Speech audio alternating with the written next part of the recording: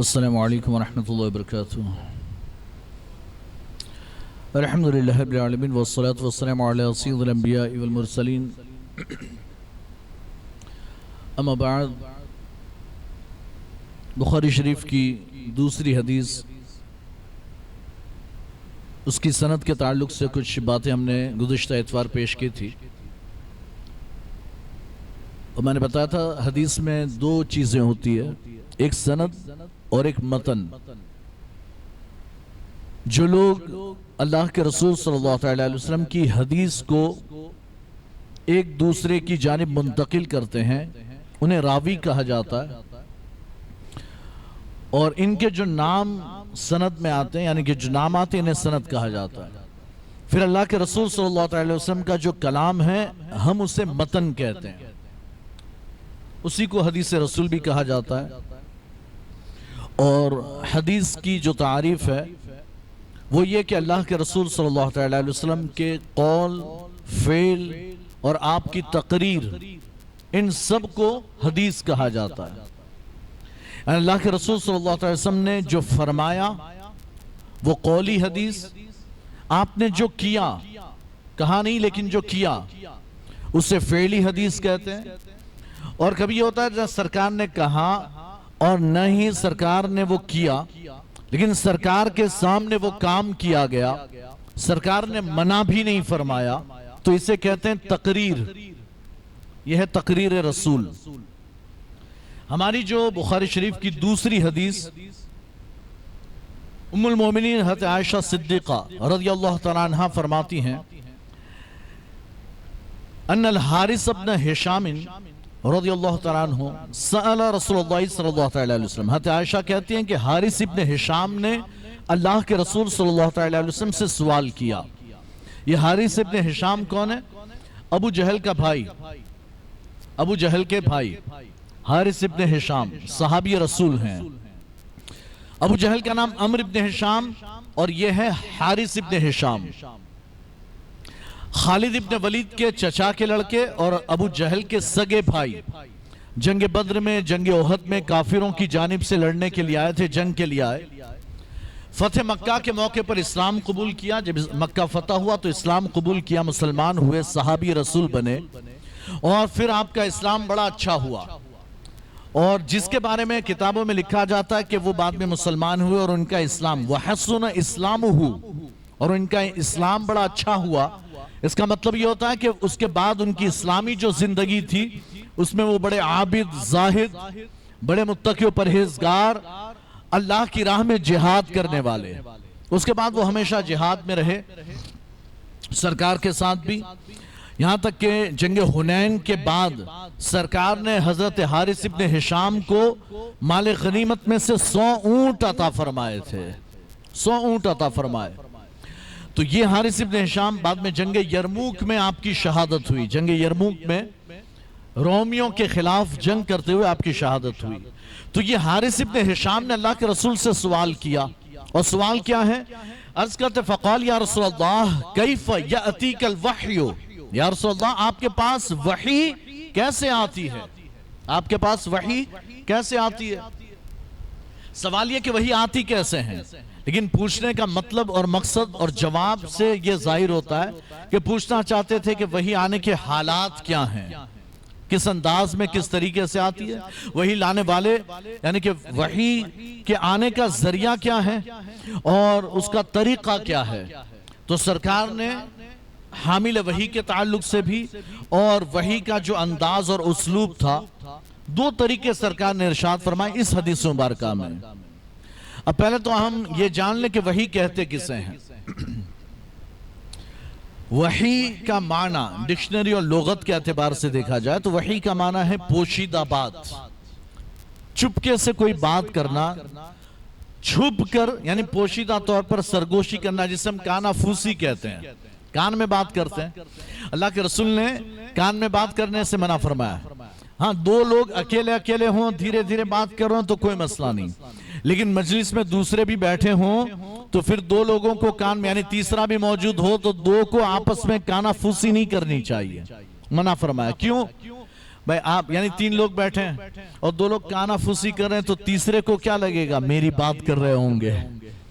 اور اب تو 3 نہیں ہوتے 50 ہیں، پھر بھی اگر 2 لوگ کان میں بات چیت کر رہے ہوں تو تیسرے کو جو ان کا قریبی ہے، جو ان سے میل جول رکھتا ہے، اسے لگتا ہے کہ میری بات کر رہے ہوں گے. اس طرح کے معاملات بڑے زیادہ پیش آتے ہیں.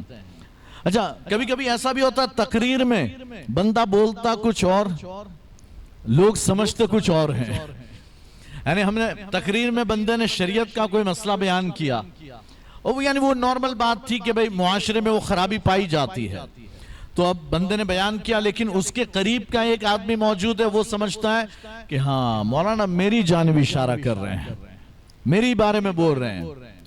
اور کبھی کبھی ایسا ہوتا ہے کہ وہ قریب کا تو نہیں ہے، بولنے والے کے قریب کا نہیں، لیکن جس نے اس بولنے والے کو بلایا اس کے قریب کا ہے، تو سمجھتا ہے کہ ہاں مولانا نے میری بات بتائی ہوگی کہ اس پر بولنا، اس لیے یہ بول رہے ہیں، جبکہ کبھی ان کو کچھ کہا ہی نہیں ہوتا. لیکن یہ ایک سوچ انسان کی، بہرحال یہ تو غلط سوچ ہے، لیکن جب 2-3 لوگ ہوں تو 2 لوگوں کو کانا پھوسی نہیں کرنی چاہیے. سرکار نے اس سے منع فرمایا کہ سامنے والے کی دل آزاری ہوگی. بہرحال تو اب یہ وحی کا معنی ہے چپکے سے کلام کرنا، چپکے سے بات کرنا، یا اس کا معنی ہے بھیجنا. وحی کا معنی بھیجنا، وحی کا معنی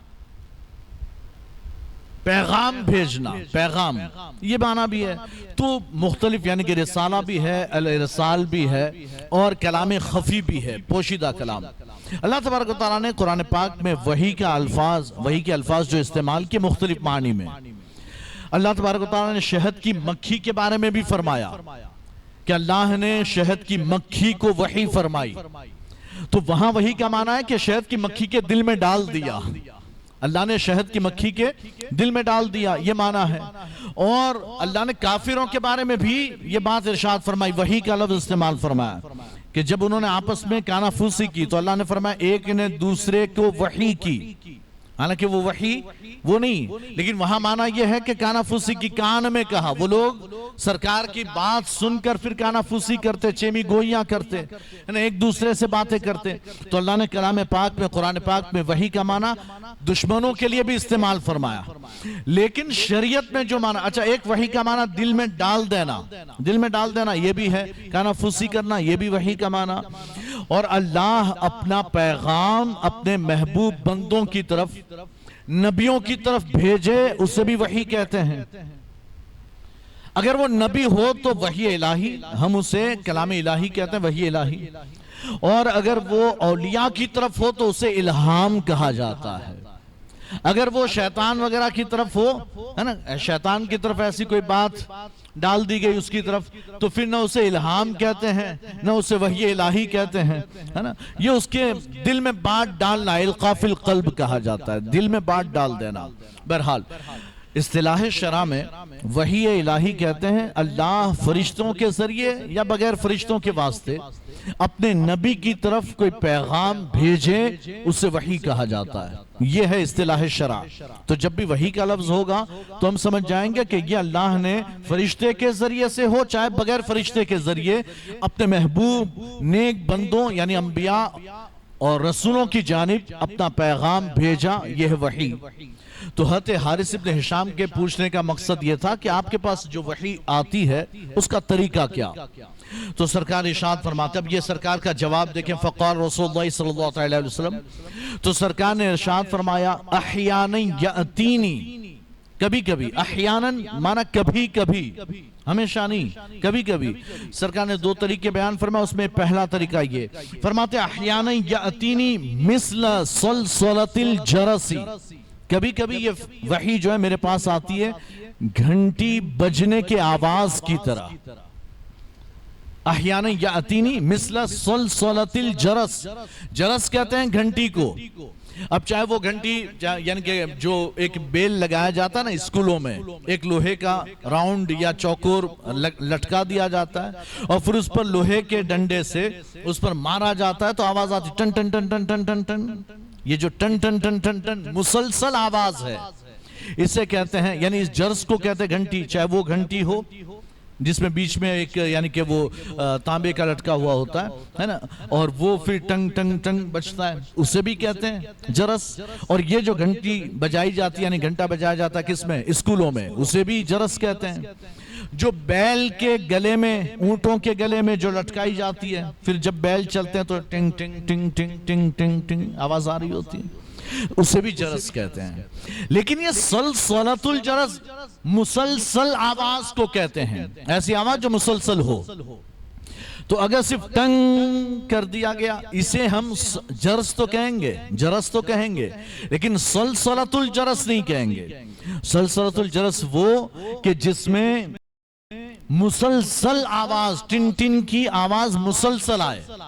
اچھا یہ آواز جو ہے وہ ٹن ٹن آنا ضروری نہیں، وحی کے طور پر ٹن ٹن کا آنا ضروری نہیں، لیکن سرکار نے لوگوں کو سمجھانے کے لیے ایک مثال دے دی کہ جیسے اونٹ چلتے ہیں، بیل چلتے ہیں، اور اس وقت وہ جو گھنٹی مسلسل ٹنگ ٹنگ ٹنگ ٹنگ ٹنگ ٹنگ ٹنگ ٹنگ بجتی رہتی ہے، کہتے ہیں کہ یہ وحی کا ایک طریقہ یہ کہ وحی ایسے اس انداز میں مسلسل آتی ہے۔ شارحین حدیث کہتے ہیں کہ یا تو یہ فرشتوں کی آواز ہو، فرشتوں کے پروں کی آواز، ٹنگ ٹنگ کی جو آواز ہے فرشتوں کے پروں کی، لیکن سرکار نے یہ نہیں فرمایا کہ فرشتوں کے پروں کی آواز آتی ہے پھر اس کے بعد وحی آتی، نہیں، وحی جو ہے وہ گھنٹی کے مثل آواز کی طرح آتی ہے۔ پھر سرکار فرماتے ہیں کہ وحی اشد علیہ، سرکار فرماتے ہیں وَهُوَ أَشَدُّهُ عَلَيَّ، یہ طریقہ مجھ پر بہت زیادہ سخت ہے، یہ طریقہ مجھ پر بہت زیادہ سخت ہے۔ اچھا یہ طریقہ بہت سخت ہے، پتہ یہ اشد یہ فرمایا یہ بہت سخت ہے، پتہ چلا وحی کا ہر طریقہ سخت ہے، وحی کا نزول بہت سخت ہے، لیکن یہ طریقہ سب سے زیادہ سخت ہے، بڑا بھاری۔ کیوں؟ اس لئے کہ آواز ایسی مسلسل ٹن ٹن ٹن ٹن کی آواز میں سے آپ کو الفاظ نکالنے ہیں، آپ کو الفاظ سمجھنے ہیں کہ اللہ کیا کہنا چاہتا ہے، اس میں سے نکال لینا۔ اور پھر یہ کمال ہے اللہ کے رسول کا، یہ کمال ہے اللہ کے رسول کا کہ سرکار اس جیسی آواز میں سے کلام الہی سمجھ لیتے ہیں۔ تو سوچیں سرکار کی سمجھ کتنی بلند و بالا ہے۔ ہمارے سامنے کتے بولتے ہیں، ہمارے سامنے بکریاں بولتی ہیں، مرغیاں بولتی، مرغے بولتے ہیں، ہم نے کبھی سمجھا؟ ہم ان کے ساتھ 10-20 سال گزار لے پھر بھی ہماری سمجھ میں نہیں آتا۔ ہاں کچھ لوگ یہ اندازہ ضرور لگا لیتے ہیں کہ بھائی ایک بکری ہے جس کو بندے نے 10 سال سے پالا ہوا، 5 سال سے اس کے پاس ہے، تو وہ اس کو آئیڈیا آ گیا، وہ سمجھ جاتا ہے کہ ابھی بکری کیوں چلا رہی ہے، ابھی یہ وقت جو ہے نا اب 10 بجے کا وقت ہے، اس کے سونے کا وقت ہو گیا ہے اور یہ پیشاب کرنے کے لیے میں کر رہی ہے، چلو اس کو باہر کھول کر لے جاؤ تاکہ پیشاب کر لے، وہ پیشاب کر کے آ جائے گی۔ جب دوپہر کا وقت ہوا، شام کا، یعنی جو اس کے چارہ دینے کا، کھلانے کا وقت ہے، وہ تب میں کرے تو بندہ سمجھ جاتا ہے کہ ہاں بھائی اس کو بھوک لگی ہے، اس کا ٹائم ہو گیا کھانے کا، ہے نا؟ تو یہ ایک اندازہ، لیکن وہ جو میں کر رہی اس میں تو ہم کو سمجھ میں نہیں آیا وہ کیا بول رہی تھی۔ یہ کتا بھون کر رہا تھا، ہم کو لگا یہ ایسے ہی بھونک رہا ہوگا، ہے نا؟ حالانکہ جب مغرب کے وقت کتے بھونکتے ہیں تو اللہ کے رسول فرماتے ہیں اس وقت بلائیں نازل ہوتی ہے، آسمان سے بلائیں نازل ہوتی ہے اور ساری مخلوقات کو نظر آتی ہے، خاص طور پر کتے، انہیں دیکھ رہے ہو تو دیکھ کر بھونکتے ہیں، ہماری سمجھ میں نہیں آتا۔ ان جانوروں کو فرشتے بھی نظر آتے ہیں، ہمیں نظر نہیں آتے، ہے نا؟ تو کہنے کی بات، اچھا انہیں آوازیں بھی ویسی، یعنی ایسی آوازیں سنائی دیتی ہے جو ہمیں سنائی نہیں دیتی، تو یہ جانوروں کا حادثہ۔ تو اللہ کے رسول صلی اللہ علیہ وسلم کی سمجھ کا یہ کمال ہے، آپ کی عقل کا یہ کمال کہ اس جیسی مسلسل گھنٹی کے بجنے جیسی آواز اور اس سے کلام الہی اخذ کر لیتے ہیں کہ اللہ کیا کلام فرمانا چاہتا ہے۔ اچھا یہ یعنی ایک طریقہ یہ سرکار نے فرمایا، اور فرمایا کہ یہ طریقہ مجھ پر بہت زیادہ سخت، بہت زیادہ، وَهُوَ أَشَدُّهُ عَلَيَّ، یہ طریقہ مجھ پر بہت زیادہ سخت، فَيَفْصَمُ عَنِّي، پھر یہ جب کیفیت مجھ سے جدا ہوتی ہے، فَيَفْصَمُ عَنِّي، جب یہ کیفیت مجھ سے جدا ہوتی ہے، یہ آواز بند ہو گئی، کیفیت ختم ہو گئی، تو کہتے ہیں کہ وَقَدْ وَعَيْتُ عَنْهُ ما قال، جو کچھ کہا میں اسے یاد کر لیتا ہوں، محفوظ کر لیتا ہوں، جو کچھ کہا ہے نا؟ تو کہتے جو کچھ کہا میں اسے یاد کر لیتا ہوں، مجھے وہ یاد ہو جاتا ہے کہ کیا کہا گیا، اور پھر میں وہ لوگوں کو بتاتا ہوں کہ اللہ نے یوں فرمایا، اللہ نے ایسے فرمایا۔ دوسرا فرماتے وَأَحْيَانًا يَتَمَثَّلُ لِلْمَلَكُ، اور کبھی کبھی فرشتہ آدمی کی شکل و صورت اختیار کر کے آتا ہے۔ وَأَحْيَانًا يَتَمَثَّلُ لِلْمَلَكُ، کبھی کبھی فرشتہ میرے لیے آدمی کی شکل اختیار کر کے آتا ہے۔ فَيُكَلِّمُنِي، پھر وہ مجھ سے بات کرتا ہے، جیسے دو آدمی آپس میں بات کرتے ہیں، کہتے ہیں ویسے ہی فرشتہ مجھ سے بات کرتا ہے۔ فَيُكَلِّمُنِي، وہ مجھ سے بات کرتا ہے۔ فَأَعِيَّ مَا يَقُول، وہ جو کچھ کہتا ہے میں محفوظ کر لیتا ہوں، وہ جو کچھ کہتا ہے میں محفوظ کر لیتا ہوں۔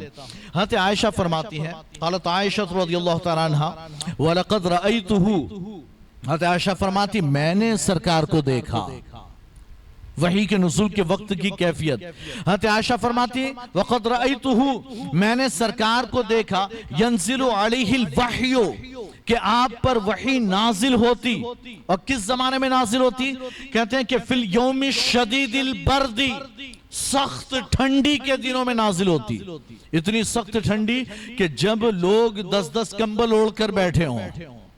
آپ عرب کی ٹھنڈی اگر آپ نے دیکھی ہو، ہمارے سید صاحب جو ہے نا وہ شفیع باپو، آپ جا کر آئے مصر، میں بھی گیا ہوں تو مجھے بھی آئیڈیا ہے، انہوں نے بھی وہاں کی اگر ٹھنڈی دیکھی ہو تو وہاں 6 مہینہ ٹھنڈی 6 مہینہ گرمی، تو اتنی سخت گرمی کے برداشت نہ ہو اور اتنی سخت ٹھنڈی کے برداشت نہ ہو۔ پھر بیچ میں کچھ ایام کچھ مہینے ایسے بھی آتے ہیں جو معتدل ہوتے ہیں، یعنی کہ نارمل ہوتے ہیں، ٹھنڈی بھی نارمل گرمی بھی نارمل، لیکن جو سخت ٹھنڈی کے ایام ہوتے ہیں نا، اتنی ٹھنڈی کہ ہم پورا سال وہاں رہتے تو ٹھنڈی میں ایک تو یہ کہ اندر جو سویٹر گرم سویٹر پہنا جاتا وہ اندر پہنتے، پھر اوپر سے کرتا ہوتا، پھر اوپر سے موٹے والا جو سویٹر آتا ہے وہ، یا کوٹ، وہاں تو ہم کوٹ لے گئے تھے، سنا ہوا تھا بہت ٹھنڈی تو کوٹ پہنتے، پھر اس کے اوپر سے ایک شال اور پھر اوپر سے کمبل ایسا اوڑھ کر بیٹھتے، اور تب جا کر بھی ہم ہو رہے ہوتے۔ یہ ٹھنڈی کی وہاں کی کیفیت، یہ تو مصر کی، تو سوچے عرب میں کتنی سخت ٹھنڈی۔ حضرت عائشہ فرماتی ہیں کہ سخت ٹھنڈی کے دنوں میں سرکار پر وحی نازل ہوتی تو آپ کا حال کیا ہوتا؟ کہتے فَيَفْسِمُ عَنْهُ، آپ سے یہ کیفیت دور ہوتی، وَإِنَّ جَبِنَهُ لَيَتَفَصَّدُ عَرَقًا، تو آپ کی پیشانی سے پسینہ پھوٹ رہا ہوتا تھا، پسینہ ایسے بہ رہا ہوتا۔ حضرت عائشہ نے یہاں ایک استعارہ بیان کیا، بڑا لطیف استعارہ، کنایتاً یہ بات کی، ان جبینہو لیتفصد عرقا، آپ کی پیشانی جو ہے وہ پسینے سے یعنی بالکل تربتر ہو جاتی، بہ رہا ہوتا۔ یہ یتفصدو ایک تو باب تفاعل سے ہے جس میں مبالغہ پایا جاتا، بہت پسینہ ہوتا۔ دوسرا یہ کہ فصد کسے کہتے ہیں؟ جسے ہم حجامہ کہتے ہیں، حجامہ جو ایک تھیراپی ہے، حجامہ، تو آپ دیکھیں حجامہ میں، اچھا یہاں جو حجامہ کی تھیراپی ہے وہ کپ تھیراپی ہے، کپ یعنی کہ کپنگ تھیراپی ہے، کپ لگاتے ہیں اور اس میں یعنی کہ اسے ٹائٹ کر دیتے ہیں تو وہ ہمارا گوشت ایسے ابھار پیدا کرتا ہے، پھر اس کپ کو نکالتے ہیں، پھر اس میں بلیڈ مارتے ہیں اور بلیڈ مار کر جو ہے پھر اس کے بعد واپس کپ لگاتے ہیں، اس کے ٹائٹ کر دیتے ہیں، تو پھر وہ جو فاسد خون ہے وہ سب جمع ہو کر اس کپ میں جمع ہو جاتا ہے، پھر اسے نکال دیا جاتا ہے، ٹھیک ہے، یہ جمع ہوا خون۔ لیکن دہلی وغیرہ میں ایک تھیراپی یہ بھی اس طرح سے بھی فصد لگایا جاتا ہے، اور حضور کے زمانے میں بھی یہ طریقہ تھا کہ جہاں سے خون نکالنا ہے وہاں پر ایسے یعنی کہ وہ کٹ مار دیتے ہیں، ایسے کٹ مار دیے ہلکے ہلکے ہر جگہ، اور وہاں سے خون بہنا شروع، اور اس پر پانی بہاتے جاتے ہیں، پانی بہاتے رہتے ہیں، اور گول گول یعنی آپ چلتے رہیے اور پائپ یعنی کہ پانی جو آپ اپنے پیروں پر ڈالتے رہیے اور وہ خون بہتا رہتا ہے، تو اس فصد میں خون ایسے بہ رہا ہوتا ہے۔ کہتے ہیں کٹ لگنے سے جیسے خون بہتا ہے ویسے ایسا لگتا تھا جیسے یہاں کٹ لگے ہوں جن سے پسینہ بہ رہا ہو، اتنا زیادہ خون، اتنا زیادہ پسینہ آپ کی پیشانی سے بہتا تھا۔ یہ وحی کی شدت تھی، یہ کلام الہی کی شدت، اور کیوں نہ ہو، اللہ تعالیٰ قرآن میں فرماتا ہے، یہ وحی الہی یعنی کہ قرآن پاک، اللہ تعالیٰ قرآن میں فرماتا ہے لو انزلنا هذا القرآن على جبل لرأيته خاشعا متصدعا من خشیت اللہ، اگر ہم قرآن کو، یہ وحی الہی کو اگر ہم پہاڑ پر نازل کرتے تو پہاڑ کا کیا حال ہوتا؟ خشیت الہی سے، کلام الہی کی خشیت اور اس کے جلال سے پہاڑ ٹکڑے ٹکڑے اور ریزہ ریزہ ہو جاتا، پاش پاش ہو جاتا ہے نا، پہاڑ بھی اسے برداشت نہیں کر سکتا۔ یہ کلام الہی کی شدت اور کلام الہی کی سختی، جب یہ کلام الہی اللہ کے رسول اور تمام نبی و مرسلین کے سینوں پر نازل کیا گیا تو یہ دل جو ہے نا، یہ دل، یہ سینہ، یہ تو پہاڑ سے زیادہ تو مضبوط نہیں ہے نا، پہاڑ سے زیادہ سخت تو نہیں، لیکن یہ کمال نبوت و رسالت ہے کہ وہ اللہ کے کلام کی سختی کو برداشت کر لیتے ہیں۔ وہ سختی جو پہاڑ کو بھی پاش پاش، ریزہ ریزہ کر دے، ٹکڑے ٹکڑے کر دے، کہتے اس سختی کو نبی کا سینہ برداشت کرتا ہے۔ تو پھر ان کا سینہ تو ریزہ ریزہ اور ٹکڑے ٹکڑے نہیں ہوتا، لیکن ان سے پسینہ بہہ جاتا ہے، پسینہ بہنا شروع ہوتا ہے، یہ شدت کی وجہ سے اتنا سخت۔ اور یہ کلام الہی جب بھی نازل ہوتا، جب کوئی آیت نازل ہوتی تو اتنی سختی سرکار محسوس کرتے۔ ایک مرتبہ آپ اونٹنی پر سوار تھے، ایک سفر میں تھے، اونٹنی پر سوار تھے اور آیت کا نزول ہوا تو کہتے ہیں سرکار کے سینے پر آیت نازل ہو رہی ہے تو برداشت کون کر رہا ہے؟ سرکار برداشت فرما رہے ہیں، لیکن اتنا بوجھ تھا، اتنا وزن تھا کہ اونٹنی بوجھ کی وجہ سے زمین پر بیٹھ گئی، اونٹنی کھڑی نہ رہ سکی، بیٹھ گئی ہے نا، اور لوگ حیرت سے دیکھ رہے ہیں۔ اچھا، جب بھی سرکار پر وحی کا نزول ہوتا تو آنکھیں بند، چہرہ نیچے ایسے جھکا لیتے، سر آنکھیں بند ہوتی اور آپ کی سانسوں کی آواز بڑھ جاتی، یعنی کہ جیسے ہم خراٹے لیتے ہیں ویسی آپ کی آواز، سانسوں کی آواز جو ہے دھونکنی کی طرح ہو جاتی، یعنی آوازیں اتنی فل ہو جاتی، فاسٹ ہو جاتی، اور پھر سرکار ایسے بیٹھے ہوتے ہیں آنکھیں بند کر کے، ہے نا، پسینہ پسینہ، چہرہ سرخ بالکل لال لال ہو جاتا، آپ کے رخسار ٹماٹر کی طرح لال لال ہو جاتے، اتنا یعنی کہ آپ پر اتنی شدید۔ اور پھر جب جدا یعنی یہ کیفیت دور ہوتی تو پھر سرکار مطمئن ہو جاتے، پھر سرکار فرماتے ابھی ابھی یہ وحی نازل ہوئی، تو اونٹنی بیٹھ گئی۔ حضرت زید ابن ثابت رضی اللہ تعالیٰ عنہ آپ فرماتے ہیں کہ ایک دن میں بیٹھا ہوا تھا، سرکار میرے پہلو میں تھے اور سرکار پلاٹھی یعنی کہ آپ ایسے پیر رکھ کر بیٹھے تھے تو آپ کا پیر میری ران پر تھا، ہم بھی بیٹھتے ہیں نا ایک دوسرے کی ران پر کبھی پیر رکھ دیتے ہیں، تو کہتے ہیں سرکار کا پیر میری ران پر تھا کہ اچانک سرکار پر بس اتنا سا ٹکڑا وحی کا نازل ہوا، کیا؟ غیر اولی ضرر، اتنا ٹکڑا، غیر اولی ضرر، کہتے ہیں اتنا ٹکڑا نازل ہوا نا، تو کہتے ہیں مجھے، حالانکہ نازل ہو رہا ہے سرکار پر، لیکن اتنا بوجھ سرکار کا پیر حضرت زید ابن ثابت کی ران پر، کہتے ہیں مجھے ایسے لگ رہا تھا کہ میری ران ٹکڑے ٹکڑے ہو جائے گی، ہڈی میری جو ہے نا وہ ٹکڑے ٹکڑے ہو جائے گی، میری ران ٹوٹ جائے گی، اتنا زیادہ بوجھ مجھے محسوس ہوا، لیکن اتنی سی آیت تھی، ختم ہو گئی کیفیت، غیر اولی ضرر، ختم۔ کہتے اتنے میں تو ایسا لگا کہ ران ٹوٹ جائے گی، چورا یعنی اس کا کچرا ہو جائے گا میری ہڈیوں کا، لیکن وہ کیفیت ختم ہو گئی، میری جان میں جالا ہے کہ میری ران بچ گئی، اتنا بوجھ میں نے محسوس کیا۔ جبکہ وہ آیت زید ابن ثابت پر نازل نہیں ہوئی، وہ آیت حضور پر نازل ہوئی، لیکن حضور پر اتنا یعنی اتنی سختی، اتنا بوجھ کلام الہی کا کہ وہ بوجھ آپ کے پیر حضرت زید ابن ثابت کی ران پر تھے تو زید ابن ثابت کو لگا کہ میرا پیر ٹوٹ جائے گا، میری ران کی ہڈی جو وہ چور چور ہو جائے گی، اتنا سخت حال۔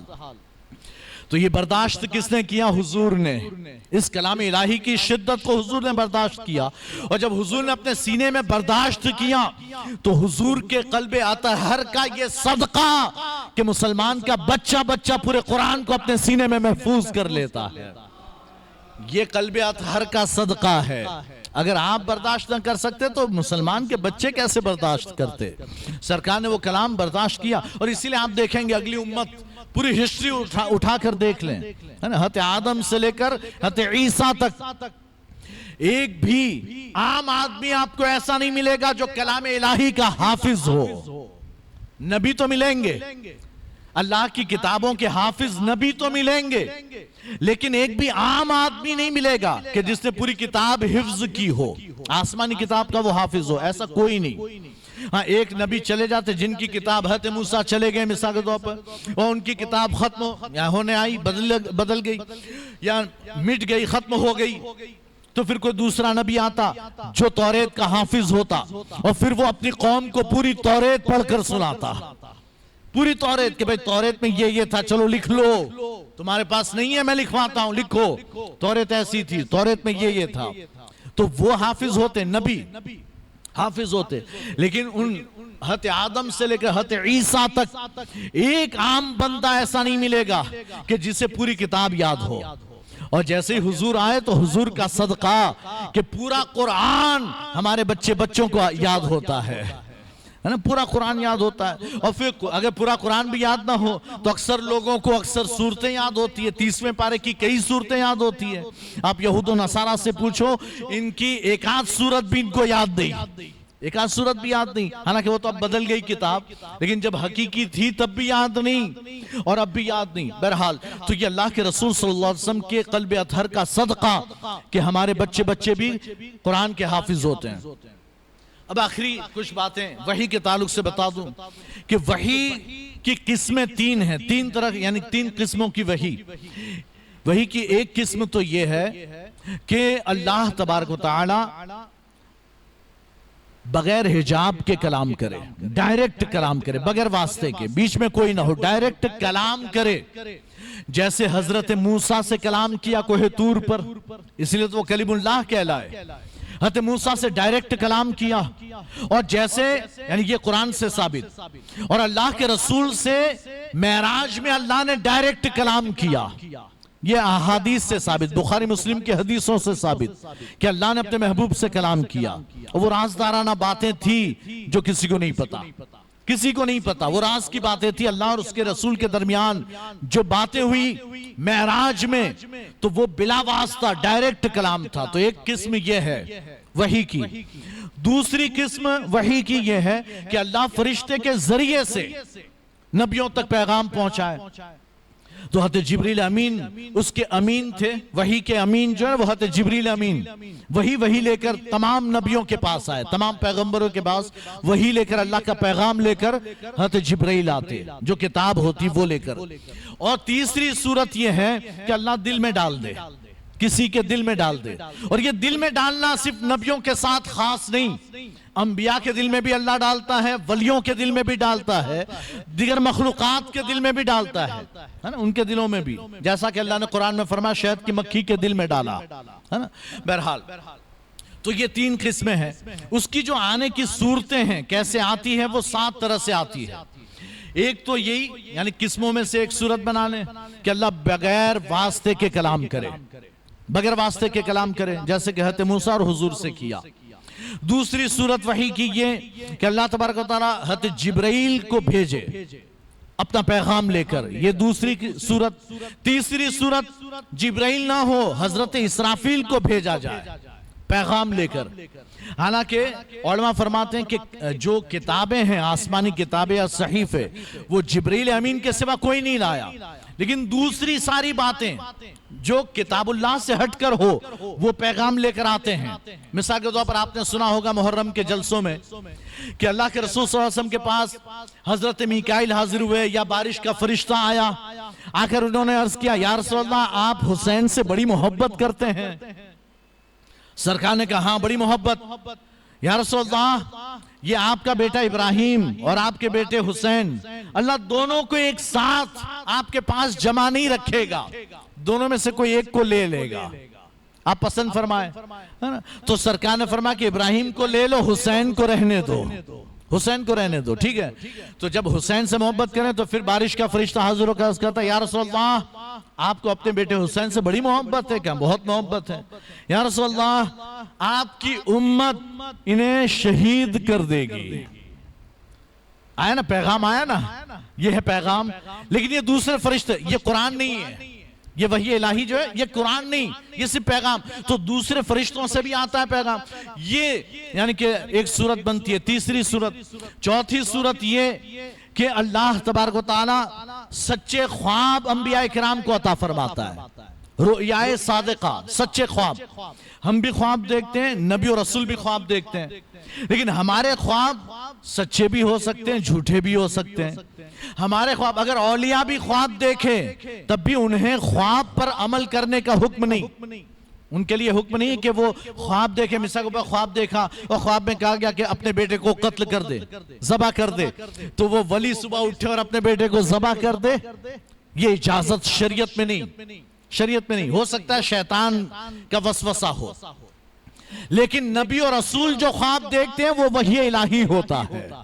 اس لئے حضرت ابراہیم نے خواب دیکھا کہ انی اذبحک، اے بیٹے میں نے خواب دیکھا، انی رأیت فی المنام، ہے نا، یا اراک فی المنام ان اذبحک، میں نے تجھے خواب میں دیکھا کہ میں تجھے ذبح کر رہا ہوں۔ تو بول تو کیا کہتا ہے؟ تو حضرت اسماعیل بھی کہتے ہیں افعل ما تؤمر، اے ابا جان، یا بتی افعل ما تؤمر، آپ کو جو حکم دیا گیا کر گزریے، کر دیجئے ذبح، میں تیار ہوں۔ تو حضرت ابراہیم نے خواب دیکھا، وحی الہی ہے، یہ وحی الہی ہے۔ اپنے بیٹے حضرت اسماعیل اور حضرت ہاجرہ کو، اپنے بیٹے اسماعیل اور ہاجرہ کو جا کر وادی غیر ذی زرع میں چھوڑاؤ، خواب تھا لیکن وحی الہی ہے، ٹھیک ہے۔ تو انبیاء کرام کے جو خواب ہوتے وہ وحی الہی۔ تو یہ چوتھا طریقہ وحی الہی کا، سچے خواب۔ حضور کو بھی، حضرت عائشہ آگے حدیث آ رہی ہے، حضور کو بھی جو وحی کی ابتدا ہوئی وہ سچے خوابوں سے، اور پھر وہ خواب جیسا دیکھتے کہتے ویسی اس کی تعبیر بالکل روز روشن کی طرح واضح ہو جاتی، وہ خواب کی تعبیر بالکل سامنے آ جاتی۔ تو سچے خواب کے ذریعے وحی ہوتی۔ یہ چار طریقے۔ پانچواں طریقہ یہ کہ اللہ تبارک و تعالی، ہے نا، نبی کے دل میں بات ڈال دے، نبی اور رسول کے دل میں بات ڈال دے۔ تو یہ ایک طریقہ ہے انبیاء کرام پر وحی کا۔ ایک طریقہ یہ ہے کہ اللہ تبارک و تعالی، یعنی حضرت جبریل امین جو ہے وہ کسی انسانی شکل میں آئے، یعنی فرشتے انسانی شکل میں آئے۔